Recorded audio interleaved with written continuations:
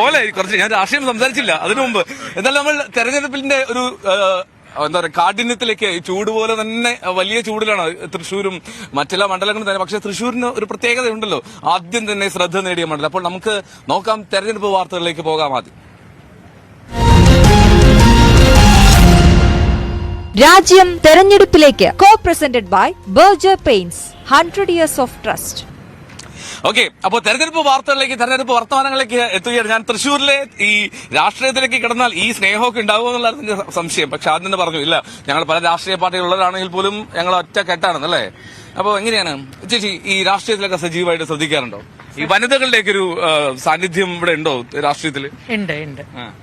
അത്യാവശ്യം ഇപ്പൊ സ്ത്രീകൾക്കൊക്കെ നല്ല ഭയമില്ലാതെ പുറത്തേക്ക് ഇറങ്ങി നടക്കാം എന്നുള്ള ഒരു കണ്ടീഷനൊക്കെ വന്നിട്ടുണ്ട്. ഇനി കുറച്ചും കൂടി അത് ഭേദാവും എന്ന് വിചാരിക്കുന്നു. ഈ തൃശ്ശൂരിലെ ഏറ്റവും കൂടുതൽ ചർച്ച ചെയ്യപ്പെടുന്ന സംഭവം എന്താ ഈ തെരഞ്ഞെടുപ്പിൽ? ഈ തെരഞ്ഞെടുപ്പിൽ ചർച്ച ചെയ്യുന്നത് തൃശ്ശൂരിന്റെ സ്ഥാനാർത്ഥികളെ കുറിച്ചാണ്. അല്ല, അതിനുമപ്പുറം മണ്ഡലത്തിലെ വിഷയങ്ങൾ എന്തൊക്കെയാണല്ലേ?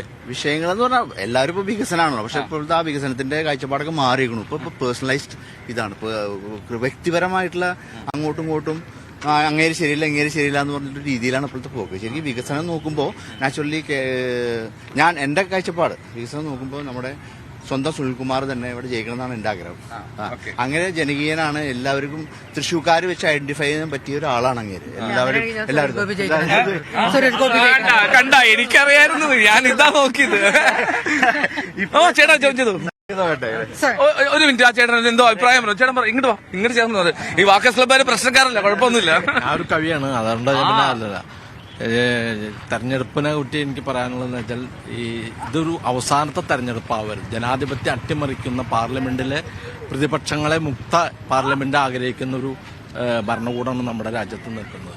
അതുകൊണ്ട് ഇപ്പൊ ഇവിടുത്തെ സ്ഥാനാർത്ഥി തന്നെ പറയുന്നത്, ഞാൻ മുൻ ജന്മത്തിൽ ഞാൻ ബ്രാഹ്മണനായി ജനിക്കാതെ പോയാൽ ഉത്കണ്ഠപ്പെടുന്ന ഒരാൾ. നിലവിലുള്ള അച്ഛനെ തള്ളിപ്പറയുന്ന വിധത്തിലുള്ള ഒരു ബ്രാഹ്മണിക്കൽ മത പുനഃസ്ഥാപിക്കുന്നതിന് വേണ്ടിയിട്ടുള്ള, അതുകൊണ്ടാണ് ഈ തെരഞ്ഞെടുപ്പ് ഒരു അവസാനത്തെ തെരഞ്ഞെടുപ്പ് ആവാണ്ടിരിക്കാനും ഈ ജനാധിപത്യം സംരക്ഷിക്കാനും ജനാധിപത്യത്തിന് അട്ടിമറിക്കുന്ന ഒരു മനുവാദികളുടെ ഭരണകൂടത്തിനെ അട്ടിമറിക്കുന്ന വിധത്തിലാണ് ഈ രാജ്യം നേരിടുന്നുണ്ട്. ജനാധിപത്യം വേണ്ടല്ലോ, ഭരണഘടനയും ജനാധിപത്യം നമുക്ക് സംരക്ഷിക്കണമല്ലോ. അതുകൊണ്ട് ഈ തെരഞ്ഞെടുപ്പ് ഒരു അവസാനത്തെ തെരഞ്ഞെടുപ്പ് ആവാതിരിക്കാനും ഇവിടുത്തെ മതേതര ജനാധിപത്യവാദികൾക്ക് കൂടുതൽ അവസരങ്ങളും ഉണ്ടാവണമെന്നും ആണ് നമ്മുടെ ഒരു അഭിപ്രായം. ചേട്ടൻ പേര്? എന്റെ പേര് ജയപ്രകാശ് ഒളരി, ഞാനൊരു എഴുത്തുകാരനാണ്. ഞാനേ ഒരു നിമിഷം ചേട്ടാ, നമുക്ക് ഈ കവിയാണെങ്കിൽ ഒരു കവിത ആലപിക്കാമോ? എന്ന് പറഞ്ഞാൽ രാവിലെ നമുക്ക് മോർണിംഗ് വൈബ്സിൽ ഒരു വൈബ് കൊണ്ടുവരാന്ന്. കവിത എനിക്ക് ബൈഹാർട്ടായിട്ട് പാടാറിയില്ല, ഞാൻ പുസ്തകം എടുക്കട്ടെ. കുഴപ്പമില്ല, ഒരു 4 വരി മതി. ചേട്ടൻ തയ്യാറായി. അപ്പോഴേക്കും നമ്മൾ ഇങ്ങോട്ടേക്ക് എത്താം. വീണ്ടും നമ്മൾ പറഞ്ഞുകൊണ്ടിരുന്നത് അവിടെ സുനിൽകുമാർ ആഗ്രഹം എന്ന് പറഞ്ഞു. അതല്ല, തൃശ്ശൂർക്കാർക്ക് ബോധമുണ്ടെങ്കിൽ തൃശ്ശൂരിന് വികസനം ആഗ്രഹിക്കുന്നവരാണെങ്കിൽ അവര് ബുദ്ധിപരമായി വോട്ട് ചെയ്യും, അത്രേ ഉള്ളൂ. ബുദ്ധിപരമായി വോട്ട് ചെയ്യും. മനസ്സിലായില്ല, ബുദ്ധിപരമായി വോട്ട് ചെയ്തത്. ഇതൊക്കെ പോയിട്ട് കഴുത്തിന് പിടിച്ചോളാം. സെൻട്രൽ മിനിസ്റ്റർ വേണം. അതിട്ട് സെൻട്രൽ മിനിസ്റ്റർ 2 പേരുണ്ടായിരുന്നു ഇവിടെ നേരത്തെ. അതൊന്നും അവരൊക്കെ വിസ്മരിച്ചു പോകും. അപ്പൊ സെൻട്രൽ മിനിസ്റ്റർ ആയി കഴിഞ്ഞാൽ അവിടെ ഭയങ്കര വികസനം വരുന്നതാണ്. പക്ഷെ അതിന് വികസനം ഇല്ലാന്നും പറയുന്നില്ല, നടക്കുന്നുണ്ട് വികസനം. പക്ഷെ കുറച്ചുകൂടി മുജസ്സിൽ വരണമെങ്കിൽ നമ്മുടെ ഇടതുപക്ഷം വരണമെന്നാണ് നമ്മുടെ കാഴ്ചപ്പാട്. ആ പക്ഷം ഇടതുപക്ഷമാണ്. ഇവിടെ എന്താ ചേട്ടന്റെ ആഗ്രഹം? അല്ല, മോർ ദാൻ രാഷ്ട്രീയത്തില് പല ചിന്തകളുണ്ടാവും. തൃശ്ശൂർക്കാരെന്നുള്ള നിലയ്ക്ക് ഞാൻ ചിന്തിക്കുന്നത് ഒന്നേ ഉള്ളൂ, അതായത് ആര് ജയിച്ചാലാണ് തൃശ്ശൂരിന് ഒരു മെച്ചം ഉണ്ടാവുക. ഇപ്പോൾ ഇവിടെ പലരും ജയിച്ചു പോയിട്ട് ഞങ്ങൾ ആന ചെയ്യും കുതിര ചെയ്യും എന്നൊക്കെ പറയുകയല്ലാതെ ഇവിടെ പ്രവൃത്തിയിലൊക്കെ വളരെ ചെറിയ പ്രവൃത്തികളെ കാണാറുള്ളൂ. അപ്പോൾ അതല്ലാതെ നമുക്ക് മൊത്തമായിട്ട് തൃശ്ശൂർക്കാർക്ക് എന്താണ് മെച്ചം, ആര് ജയിച്ചാൽ, 3 വ്യക്തികളും മോശം കാൻഡിഡേറ്റ്സ് ഒന്നല്ല. ഒരാള് എന്താ പറയാ, ഇവിടുത്തെ മുൻ MLA ആയിരുന്ന ആളാണ് സുനിൽകുമാർ എന്ന് പറഞ്ഞ ആൾ. പക്ഷെ അദ്ദേഹത്തിന് ഡൽഹി പോയി എന്ത് ചെയ്യാൻ പറ്റുമെന്നുള്ളത് ചിന്തിക്കുക. അതേമാതിരി മുരളീധരൻ എന്ന് പറയുന്ന വ്യക്തി, അദ്ദേഹം കോൺഗ്രസിന്റെ സമുന്നതനായ നേതാവ് കരുണാകരനാരുടെ മകനാണ്. അദ്ദേഹം ഡൽഹി പോയാൽ തൃശ്ശൂർക്കാർക്ക് എന്ത് സംഭവിക്കും? സുരേഷ് ഗോപി ജയിച്ചു പോയാൽ കേന്ദ്രമന്ത്രി പറയപ്പെടുന്നു, നമുക്കറിയില്ല. അങ്ങനെ ആവുകയാണെങ്കിൽ തൃശ്ശൂർക്കാർക്ക് എന്ത് സംഭവിക്കും? ഇത് 3 കൂടി സ്വയം ഒന്ന് വിശകലനം ചെയ്യുക, ഏറ്റവും നല്ല വ്യക്തിക്ക് വോട്ട് ചെയ്യുക. അത്രയും ഞാൻ പറയും. ഈ പ്രചാരണത്തിൽ ഒരു എഡ്ജ് എടുക്കാൻ ആർക്കും കഴിഞ്ഞിട്ടുണ്ടോ അഭിജിയുടെ? അപ്പൊ ഇത് പറയുമ്പോഴേ നമ്മള് രാഷ്ട്രീയം പറയുന്ന ആളാണ് എന്ന് വെച്ചാൽ രാഷ്ട്രീയം പറയുന്ന ആളെന്ന് പറയുമ്പോൾ രാഷ്ട്രീയം നമുക്ക് സത്യമാണെന്ന് തോന്നുന്നത്, നമ്മുടെ ശരിയാണെന്ന് തോന്നുന്നത് രാഷ്ട്രീയം പറയുന്ന ആളുകളാണ്. ഈ പറഞ്ഞ ഈ കാര്യങ്ങളിൽ ഇപ്പോൾ ഏറ്റവും അടുത്തിടെ ഉണ്ടായത് തൃശ്ശൂരിൽ സുരേഷ് ഗോപിയായിട്ട് ബന്ധപ്പെട്ട് വന്ന ഏറ്റവും നല്ല ചതിക്കില്ല എന്നുള്ള ഓട്ടോറിക്ഷ, അത് ഇവിടെ തന്നെയാണ് ആ വീഡിയോസ് ഒക്കെ എടുത്തു പോയിട്ടുള്ളത്. പക്ഷെ ഓട്ടോറിക്ഷയുടെ രജിസ്ട്രേഷൻ ഫീസ് 400 രൂപയിൽ നിന്ന് 4300 രൂപയാക്കിയപ്പോഴും സുരേഷ് ഗോപി അവിടെ ചോദ്യം ചോദിച്ചാലും മിണ്ടില്ല, പെട്ടെന്ന് ഷൗട്ട് ചെയ്യുകയൊക്കെ ചെയ്യും. കാരണം നമ്മൾ ചതിക്കപ്പെടുകയാണെന്ന് തിരിച്ചറിവ് എന്നുള്ളത് ഒരു പ്രധാനമാണ്. എന്ന് പറഞ്ഞാൽ എന്താണ് ഒരു സാധനം, ഇപ്പൊ നമ്മൾ തൃശ്ശൂർ പൂരം നടക്കുന്ന ഈ പൂരപ്പറമ്പിലാണ് നിൽക്കുന്നത്, ഇവിടെ ഹൈഡ്രന്റ് പിടിപ്പിച്ചിട്ടുണ്ട്. ഇതെങ്ങനെയാണെന്ന് വെച്ചാൽ പൂരത്തിന് വേണ്ടി വളരെ പെട്ടെന്ന് പുറ്റിങ്ങൽ അപകടം ഉണ്ടായപ്പോഴും വളരെ പെട്ടെന്ന് പൂരം നടക്കാനായിട്ട് ഇതൊരു പ്രധാനമായ സാധനമാണെന്ന് പെസോ നിർദ്ദേശിക്കുമ്പോൾ അതിന് മുമ്പിൽ നിന്നിട്ട് ദിവസങ്ങൾ കൊണ്ട് 2-3 ദിവസങ്ങൾ കൊണ്ടാണ് ഈ വാട്ടർ അതോറിറ്റിയും സുനിൽകുമാറും കൂടി, അന്ന് MLA ആയിരുന്ന സുനിൽകുമാറും കൂടി ഹൈഡ്രന്റ് പിടിപ്പിക്കും. അത് പൂരം നടക്കാൻ വേണ്ടിയിട്ടാണ്, കേരളത്തിനെ കാഴ്ച കാണിക്കാൻ വേണ്ടിയിട്ടാണ്. അപ്പൊ അതുപോലെ ഏറ്റവും ഉയർന്ന പ്രവർത്തനങ്ങൾ വേണം. ഇനിയിപ്പോ നമ്മൾ ഒരാളെയും കുറ്റം പറയാൻ അതുകൊണ്ട് റെഡിയല്ല. ജനങ്ങൾ തീരുമാനിച്ചിട്ടുണ്ട്, അത് നടക്കും. പൂരം പോലെ തന്നെയാണ്. കാരണം പരമകവും തിരുവമ്പാടി തമ്മിൽ മത്സരമൊക്കെ ഉണ്ട്. മത്സരം എന്നൊരു വിഷയമല്ല, പക്ഷെ ജയിക്കണവർ ജയിക്കും.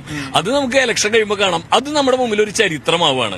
തൃശ്ശൂര് 3ാമത്തെ പ്രാവശ്യമാണ് തൃശ്ശൂർ എടുക്കാൻ വരുന്നത്. ഇതിലും കൂടി എടുക്കാൻ പറ്റില്ലേ? ഗഡി ഇനി ഒരു കാര്യമില്ലേട്ടാ, അത്രേ പറയാൻ പറ്റുള്ളൂ. ചേട്ടാ അപ്പൊ എങ്ങനെയുണ്ട് തെരഞ്ഞെടുപ്പ് ചൂടിലേക്ക് എത്തിയോ? അതായത് നമ്മുടെ തെരഞ്ഞെടുപ്പിന് പറയുകയാണെന്ന് വെച്ച് കഴിഞ്ഞാൽ BJPക്ക് വ്യക്തമായിട്ടൊരു പ്രധാനമന്ത്രി ഉണ്ട്, ബാക്കി ഇന്ത്യ മുന്നണിക്ക് ഒരു പ്രധാനമന്ത്രി ഇല്ല, ഒരാളെ കാണിക്കാനില്ല. പക്ഷെ ശക്തമായിട്ടൊരു പ്രതിപക്ഷം വേണമെന്ന് ആഗ്രഹിക്കുന്ന ഒരാളാണ് ഞാൻ. അതുകൊണ്ട് ഇവിടുന്ന് സുനിൽകുമാർ ജയിച്ചു പോകണം. ശരിക്കും സുരേഷ് ഗോപി അല്ലേ ജയിക്കുന്നത്? ശക്തമായ പ്രതിപക്ഷം, അല്ലെങ്കിൽ എല്ലാ തോന്നുന്ന കാണിക്കുന്നത് നമ്മൾ കണ്ടിരിക്കേണ്ട നിർഭാഗ്യ സാഹചര്യമായിരിക്കും. ആ സാഹചര്യം ഇല്ലാതിരിക്കാൻ ജനാധിപത്യം ആവാൻ, മതേതരത്തിൽ ഇന്ത്യ ആവാൻ ഇവിടുന്ന് സുനിൽകുമാർ ജയിക്കണം എന്നാണ് എന്റെ അഭിപ്രായം. Okay, good morning. നടക്കാറിയാണോ? നടക്കിറങ്ങിയതാണ്. എങ്ങനെയുണ്ട് തൃശ്ശൂരിലെ ഒരു ചൂട്? എങ്ങനെയുണ്ട്? ഇവിടെ മഴ പെയ്തോ ഈ ദിവസങ്ങളിൽ? കഴിഞ്ഞ ദിവസം മഴ പെയ്തു. കാലത്തൊരു 4 മണിക്ക് ഇവിടെ ഒരു അരമണിക്കൂർ നേരം മഴ പെയ്തു. അപ്പോൾ തീർച്ചയായിട്ടും ചൂടിന് ശമനം ഉണ്ടായി. പക്ഷെ തെരഞ്ഞെടുപ്പിന്റെ ചൂട് വളരെ വലുതായിട്ട് വരികയാണ്. തൃശ്ശൂരുകാർ കൃത്യമായിട്ട് രാഷ്ട്രീയം പറയുന്നതാണ് കേട്ടോ. തീർച്ചയായിട്ടും രാഷ്ട്രീയം ഉണ്ടല്ലോ. തൃശ്ശൂരിനെ സംബന്ധിച്ചിടത്തോളം പറയുകയാണെങ്കിൽ ഈ തെരഞ്ഞെടുപ്പ് വളരെ പ്രധാനപ്പെട്ട ഒരു തെരഞ്ഞെടുപ്പാണ്. 3 പ്രധാനപ്പെട്ട സ്ഥാനാർത്ഥികൾ മത്സരിക്കുന്നു. VS സുനിൽകുമാർ മത്സരിക്കുന്നു, അതുപോലെ തന്നെ K മുരളീധരൻ മത്സരിക്കുന്നു, സുരേഷ് ഗോപി മത്സരിക്കുന്നു. തീർച്ചയായിട്ടും നമ്മുടെ തൃശ്ശൂർക്കാരെ സംബന്ധിച്ചിടത്തോളം, നമ്മളെ സംബന്ധിച്ചിടത്തോളം പറയുന്നത് നമ്മുടെ ഇഷ്ടപ്പെട്ട തോഴനാണ് VS സുനിൽകുമാർ. സാധാരണക്കാരായിട്ടുള്ള ഒരാളാണ്, സാധാരണക്കാരനായിട്ടുള്ള കുടുംബത്തിൽ ജനിച്ച ആളാണ്. ഒരു പണത്തിന്റെ കൊഴുപ്പുണ്ടായിരുന്നില്ല. ഞാൻ അദ്ദേഹത്തിന്റെ വീട്ടിൽ കഴിഞ്ഞ ദിവസം പോയ സമയത്ത് ഞാൻ എന്റെ ഭാര്യയും കൂടെ ചെന്ന് നിന്നപ്പോൾ അദ്ദേഹം ഒരു 3 മുറി വീടുകളിൽ താമസിക്കുകയാണ്. അദ്ദേഹത്തിന്റെ ചേട്ടന്റെ കുടുംബം ഒക്കെ നിൽക്കുന്ന ആളുകൾ അവിടെ താമസിക്കുകയാണ്. തീർച്ചയായിട്ടും അങ്ങനെ അടിസ്ഥാനമായിട്ടുള്ള വളരെ ഇതിൽ നിൽക്കുന്ന വർഗത്തിന് ഉയർന്നു വന്ന നേതാവാണ് സഖാവ് VS സുനിൽകുമാർ. തൃശ്ശൂരിന്റെ വികസന പ്രവർത്തനങ്ങളിൽ മാത്രമല്ല തൃശ്ശൂരുമായി ബന്ധപ്പെട്ട എല്ലാ പ്രവർത്തനം അദ്ദേഹം ഉണ്ടാകും, ജനങ്ങളോടൊപ്പം ഉണ്ടാകും. ഈ പ്രാവശ്യത്തെ വിജയം അത് സുനിൽകുമാറിനാണ്. അപ്പൊ അത് ചേട്ടന്റെ അഭിപ്രായം. ഓക്കെ, അപ്പൊ എന്തായാലും ഞാൻ നമ്മുടെ ഒരു മിനിറ്റ്, വാക്കസ് ക്ലബിലെ കൂടുതൽ ആൾക്കാർ വന്നല്ലേ? പേര് വാക്കസ് ക്ലബാണോ? ജയൻ. എന്താണ് ടോപ്പിക് എന്ന് മനസ്സിലായില്ല. ഞങ്ങള് ഈ തൃശ്ശൂരിന്റെ ഈ റൗണ്ടിലുള്ള ചുറ്റുകൾ എന്ത് സംസാരിക്കും? അങ്ങനെയല്ല, നമ്മളിപ്പോ എന്തായാലും തെരഞ്ഞെടുപ്പ് ചൂട് പിടിച്ച് നിൽക്കുന്ന സമയമാണ്. രാഷ്ട്രീയക്കാരും പ്രവർത്തകരും വോട്ട് ചെയ്യാൻ നിൽക്കുന്ന ആളുകളും ചൂടിൽ തന്നെയാണ് നിൽക്കണേ. 3 പേരും വളരെ ശക്തമായിട്ട് തന്നെയാണ്. അപ്പൊ പൊതുവായിട്ടുള്ള ജനവികാരം, നമ്മളൊരു സാധാരണ മനുഷ്യന്റെ ഒരു ജനത്തിന്റെ അഭിപ്രായം പറയുകയാണെങ്കിൽ നാടിനെ ഗുണം ചെയ്യുന്ന ആളുകൾ, നാടിനും നാട്ടാർക്കും ഗുണം പ്രൂവ് ചെയ്ത ആളുകൾ അവരെ ജയിപ്പിക്കണം. സാധാരണ രീതിയിൽ പറയുന്ന ചിഹ്നങ്ങൾ വെച്ചുള്ള സ്ഥിരമായിട്ട് വരുന്ന ആളുകളെ മാറ്റി നിർത്തി പുതിയൊരു തലമുറയ്ക്ക് ചാൻസ് കൊടുത്ത് ശക്തമായൊരു കേന്ദ്രഭരണം നമുക്ക് കൊണ്ടുവരണം. അങ്ങനെയാണെങ്കിൽ കുറച്ചുകൂടി വ്യക്തമായിട്ട് പേര് പറയായിരുന്നു. അത് പറഞ്ഞു വരുന്നതാണെങ്കിൽ നമ്മുടെ കഴിഞ്ഞ 10 കൊല്ലമായിട്ട് നരേന്ദ്രമോദി സർക്കാർ ചെയ്തു വരുന്ന ഇന്ത്യയിലും പല രാജ്യങ്ങളിലും അവർ ഭരിക്കുന്ന സ്ഥലങ്ങളിൽ മാത്രമല്ല ബാക്കിയുള്ള സ്ഥലങ്ങളിലും കൊണ്ടുവന്ന വികസനങ്ങൾ, പ്രത്യേകിച്ച് ഇൻഫ്രാസ്ട്രക്ചർ ഡെവലപ്മെന്റ്. ഒരു രാഷ്ട്രത്തിന്റെ ഡെവലപ്മെന്റ് എന്ന് പറഞ്ഞാൽ അതിന്റെ ഇൻഫ്രാസ്ട്രക്ചറാണ്. ഇൻഡസ്ട്രി പുറം രാജ്യങ്ങളിൽ നിന്ന് കൊണ്ടുവരണം. അങ്ങനെ എല്ലാ പ്രവർത്തനങ്ങളിലും നരേന്ദ്രമോദി സർക്കാർ മുഖമുദ്ര ചാർത്തിയിട്ടുണ്ട്. പിന്നെ എന്തെങ്കിലും നമുക്ക് അഭിപ്രായങ്ങളൊക്കെ പറയാം. അത് മാറ്റി നിർത്തി കഴിഞ്ഞാൽ അദ്ദേഹത്തിന് പിന്തുണ കൊടുക്കുക എന്നുള്ളതാണ് ഒരു രാജ്യത്തിന്റെ വികസനത്തിന് വേണ്ടിയിട്ട്. ഇപ്പോ പുറം രാജ്യങ്ങൾ, ഞാൻ പുറത്തായിരുന്നു, 22 കൊല്ലം ഖത്തറിലായിരുന്നു. അന്ന് ഞാൻ അവിടെയുള്ള സമയത്ത് നമുക്കറിയാലോ ഇസ്ലാമിക് കൺട്രിയിൽ എങ്ങനെയാണ് അവരുടെ ഭരണങ്ങളും റൂളുകളും എന്നൊക്കെ. അതിലൊരു ചേഞ്ച് വരുത്തിയത് അന്ന് 2008 അദ്വാനി ഖത്തർ വിസിറ്റ് ചെയ്തു. അന്നുണ്ടായ ഒരു ചേഞ്ച്, അന്നാണ് ഇന്ത്യക്കാരനാണ് ഇദ്ദേഹം, ഇന്ത്യക്കാരൻ, ഇത്രയും പേഴ്സണാലിറ്റിയും ഇത്രയും അഭിപ്രായങ്ങളുമുള്ള ഒരു, അന്ന് അദ്ദേഹം വിദേശമന്ത്രിയായിരുന്നു. അന്ന് തൊട്ടാണ് നമ്മുടെ ഈ അതായത് പറഞ്ഞു വരുന്നത് പിന്നെ NDA സർക്കാർ വന്നത് മുതലാണ് തീർച്ചയായിട്ടും കഴിഞ്ഞ 10 കൊല്ലത്തെ ഡെവലപ്മെന്റ് എന്ന് പറഞ്ഞാൽ നരേന്ദ്രമോദി സർക്കാർ വരുത്തിയത് തന്നെയാണെന്നുള്ളതിന് ഒരു സംശയവുമില്ല. കഴിഞ്ഞ 2 കൊല്ലം മുമ്പ് ഞാൻ വാരണാസി, ഹരിദ്വാർ എന്ന സ്ഥലങ്ങളിൽ പോയിരുന്നു. 10 കൊല്ലമായിട്ട് മാത്രമാണ് അവിടെ ഡെവലപ്മെന്റ് നടന്നുകൊണ്ടിരിക്കണേ. അവിടുത്തെ ആളുകൾ പറഞ്ഞുകൊണ്ടിരിക്കുകയാണ്.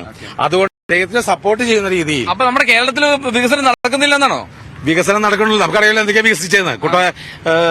കരൂർ ബാങ്ക് വികസിച്ചു, അങ്ങനെ പലതും വികസിച്ചു വരുന്നു. ബാങ്ക് വികസിച്ചത് നല്ലതല്ലേ? ബാങ്ക് വികസിക്കുന്ന ആളുകൾ വികസിച്ചു, മക്കൾ വികസിച്ചു, മന്ത്രിമാരുടെ മക്കൾ വികസിച്ചു. അതൊന്നും ആളുകൾക്ക് വിഷയമില്ല. എന്ത് ചെയ്താലും അവിടെ ഇങ്ങോട്ട് പോവാം, നരേന്ദ്രമോദി അടുത്തേക്ക് പോവാ, കുറ്റം പറയാം. ഡെവലപ്മെന്റ് കാണില്ല. ആ ഡെവലപ്മെന്റ് കാണാൻ അപ്പൊ ഈ പറയുന്ന പോലെ ചേട്ടൻ പറയുന്ന പോലെ NDA വന്നാൽ ഈ പറയുന്ന പ്രശ്നങ്ങളൊന്നും ഉണ്ടാവില്ല, അഴിമതി ഉണ്ടാവില്ല എന്നാണ്. അഴിമതി ഉണ്ടായിട്ടുണ്ട്. ഈ 10 കൊല്ലം അഴിമതി ഉണ്ടായിട്ടുണ്ട്. ഏതെങ്കിലും അഴിമതി നിങ്ങൾക്ക് കാണിച്ചു തരാൻ പറ്റുമോ? ഇവര് കുത്തിപ്പൊക്കിച്ച അഴിമതി അല്ലാതെ അതെ, ഇവിടെ അത് ബോണ്ടായിട്ടാണ് മാത്രം. ഇലക്ട്രൽ ബോണ്ടിന്റെ പേരിൽ അദാനിക്കും അംബാനിക്കും ഇവിടുത്തെ കോർപ്പറേറ്റുകൾക്ക് സംരക്ഷിക്കുന്ന ഇതാണ് ഇവിടെ നടക്കുന്നത്. ബോണ്ട് കൂടെ അഴിമതിക്ക് നിയമപരമായിട്ടുള്ള ഒരു അംഗീകാരം കൊടുത്തു മോഡി സർക്കാർ. അതാണ് നമ്മുടെ പൊതുമേഖല അറിയാലോ. വിസ്താര എന്ന് പറയുന്ന നമ്മുടെ ടാറ്റയ്ക്ക് നമ്മുടെ പൊതുമേഖല സ്ഥാപനങ്ങൾ എഴുതി കൊടുക്കുമ്പോ ഈ പറയുന്ന വിസ്താര എന്ന് പറയുന്ന വിമാനത്താവളം നഷ്ടത്തിൽ കൂപ്പുകുത്തി അടച്ചുപൂട്ടിയ ആളുടെ കയ്യിലാണ് ഇന്ത്യയിലെ വ്യോമസാധനങ്ങൾ എഴുതി കൊടുത്തിട്ടുള്ളത്. ഇതാണ് ഇവർ പറയുന്ന വികസനം. അദാനിയാണ് വികസിക്കുന്നത്, അംബാനി അദാനി വികസിക്കുന്നത്, അല്ലാതെ ജനങ്ങളല്ല. 104 സ്ഥാനത്തേക്ക് ഇന്ത്യൻ പാർലമെന്റ് ഇന്ത്യയുടെ ദാരിദ്ര്യത്തിലെ ലോകത്തിലെ 160, 170 രാജ്യങ്ങളിൽ ഇന്ത്യയുടെ സ്ഥാനം 104. അതും കൂടി മനസ്സിലാക്കണം. എന്നിട്ടാണ് പറയുന്നത് ഇവര് വികസനം. ആരാണ് വികസിക്കുന്നത്? അംബാനി, അദാനി, ടാറ്റ. വികസനത്തിന് പൈസ വേണം. അതിന് അംബാനിയും ഏത് വ്യവസായിയാണെങ്കിലും ശരി, വ്യവസായികളുടെ കയ്യിൽ നിന്ന് മാത്രമേ പൈസ കിട്ടുള്ളൂ. അത് ഏത് രാഷ്ട്രീയ പാർട്ടിയാണോ? കേരളത്തിലാണെങ്കിൽ ആരുടെയാണ് പൈസ വാങ്ങണേ? അദാനിന്റെ കുറ്റമാണെങ്കിൽ പിണറായി വിജയൻ മീറ്റിംഗിൽ ഇരിക്കുന്നത് അദാനിയുടെ കൂടെയാണ്. വിരിഞ്ഞ തുറമുഖനായി. അതുപോലെ തന്നെ കീറ്റക്സ് എന്നുള്ള സ്ഥാപനം, സാബു, എല്ലാവർക്കും അറിയുന്ന കഥയാണല്ലോ. 2020 എന്തുകൊണ്ടാണ് നാട്ടിലെ ആളുകൾ ആ മനുഷ്യന്റെ പിന്നിൽ നിന്നു? ഇവിടെ പൂട്ടിക്കാൻ മാത്രമായിട്ടൊരു രാഷ്ട്രീയമാണ് അത്. കോൺഗ്രസിനാവാൻ ചിന്താഗതിയൊന്നുമില്ല. അവരുടെ പോക്കറ്റ് പിടിപ്പിക്കുക, ഒരു വിഡ്ഢിക്കുശമാനത്തെ കൊണ്ട് നടക്കുക, അത്രേ ഉള്ളൂ. വികസനം എന്ന് പറഞ്ഞത് ശരിയായ വികസനമായിരിക്കണം, ഒരു വിമർശനാത്മകമായിട്ടുള്ള വിമർശനമായിരിക്കരുത്. അതുകൊണ്ട് ശക്തമായിട്ട് ഞാൻ പറയുന്നു, ഇപ്രാവശ്യം എങ്കിലും ജനങ്ങൾ ആലോചിച്ച് ചേച്ചി പറഞ്ഞത് ബുദ്ധിപരമായി ചിന്തിച്ച് അതേപോലെ ജയിച്ച ആളെ നമുക്ക് ഇടയ്ക്കൊന്ന് കാണാം. കഴിഞ്ഞ തവണ ഞങ്ങൾ ഒരാളെ ജയിപ്പിച്ചു വിട്ടു. അയാളെ അന്ന് കണ്ടതാ, പിന്നെ ഈ ഭാഗത്തേക്കേ വന്നിട്ടില്ല. പേര് പറയുന്നത് ഇത് MP ആണോ അതോ MLA ആണോ? ബാലേന്ദ്ര. MP ആണെങ്കിലും MLA ആണെങ്കിലും ശരി, എല്ലാം നമുക്ക് അറിയാവുന്ന കഥയാണ്. പിന്നെ കെട്ടിച്ചമച്ച കഥകളൊന്നും വേണ്ട, എല്ലാം തുറന്ന പുസ്തകമാണ്. Okay, thank you. അപ്പൊ ഇന്നലെ ചേട്ടൻ കവിത ചൊല്ലാന്ന് പറഞ്ഞാണല്ലോ, അപ്പൊ ബുക്ക് റെഡിയാണല്ലേ? ഒരു ചെറിയൊരു ഭാഗം രണ്ടുപേരും മഹത്തമാർന്ന കഴുതകൾ. ഇന്ത്യയിലെ ജനങ്ങളെ മുഴുവൻ വിഡ്ഢികളാക്കുന്ന ഒരു ഭരണകൂടമാണ്. കഴുതയ്ക്ക് ദാഹം തീർക്കാൻ ഗംഗാജലം, നമുക്കോ കുമ്പിളിയിൽ പോലും ഒരു തുള്ളിയില്ല. ഗോമൂത്രം പവിത്രം, നമ്മളോ തീണ്ടപ്പാടകലെ. ഉറുമ്പുകൾക്ക് മധുരമിട്ട്, ദലിതനില്ല ഭിക്ഷ പോലും. ക്ഷേത്രങ്ങളിൽ പട്ടിക്കും പൂച്ചയ്ക്കും സ്വൈരവിഹാരം, ദലിതിന് ക്ഷേത്രപ്പടി ചവിട്ടിയാൽ നെഞ്ചകത്ത് ചവിട്ട്. മൃഗങ്ങൾക്കോ പൊതുകിണറിൽ നിന്നും ജനപാലം, ദലിതിനോ കിണറ്റ് വക്കിലേക്ക് നടന്നാൽ ജീവനാപത്ത്. ഇതാണ് ഇന്ത്യ. ഓക്കെ, എന്തായാലും ഇതാണ് മമ്മൂട്ടിയുടെ ഇന്ത്യ. മുന്നിൽ വന്നിട്ട് പറയേ, ഇതാണ് മമ്മൂട്ടിയുടെ ഇന്ത്യ. ഓക്കെ, അപ്പൊ